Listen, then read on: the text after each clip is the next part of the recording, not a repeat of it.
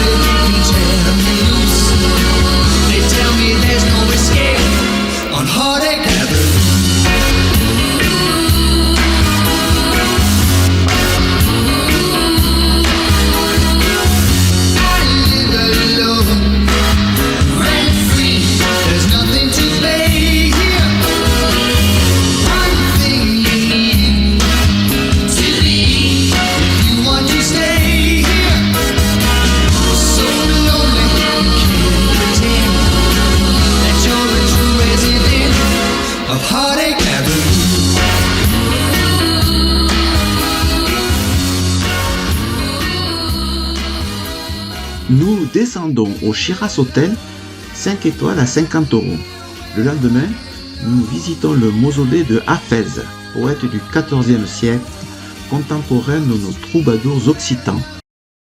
Répète, ô et chansons, répète-nous tes refrains qui parlent du vin et de la danse.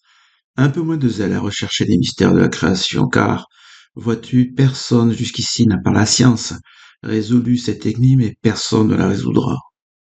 Shiraz était réputé pour son vin. Hélas, les vignes ont été décimées, non pas par le phylloxéra, mais par l'islam. En 521 avant Jésus-Christ, Darius Ier fait construire Persépolis, qui deviendra la capitale de l'empire perse achéménide. Sous Darius Ier, l'empire perse, c'était ça. Il s'agit du premier grand empire de notre histoire, rien de tel n'existait avant. Tous les peuples conquis devaient apporter leur redevance à l'empereur à Persépolis.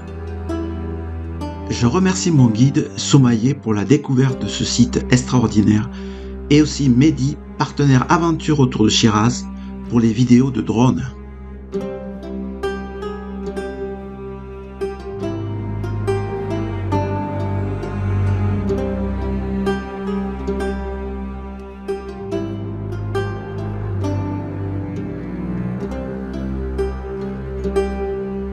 Le site ne fut redécouvert que vers les années 30. Mehdi nous donne des photos de l'époque. La garde de Darius était constituée de 1000 immortels. Une cour séparait le palais des appartements des 360 concubines choisies dans tous les pays de l'Empire et parlant cependant toutes l'araméen. Il en avait certainement prévu une pour chaque jour de l'année, ce qui dénote de la sagesse de ce grand roi. La sagesse était la quête des disciples de Zarathustra, guide religieux des Perses.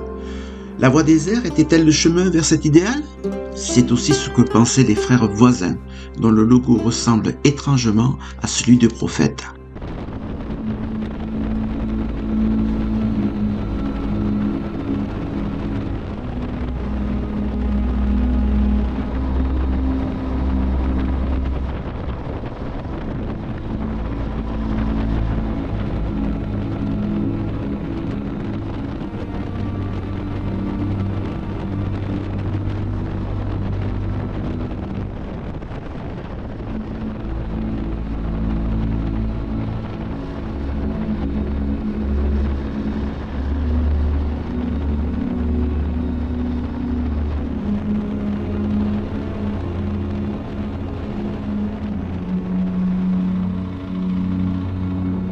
Nous voici arrivés à Jask, port pétrolier sur le golfe d'Oman.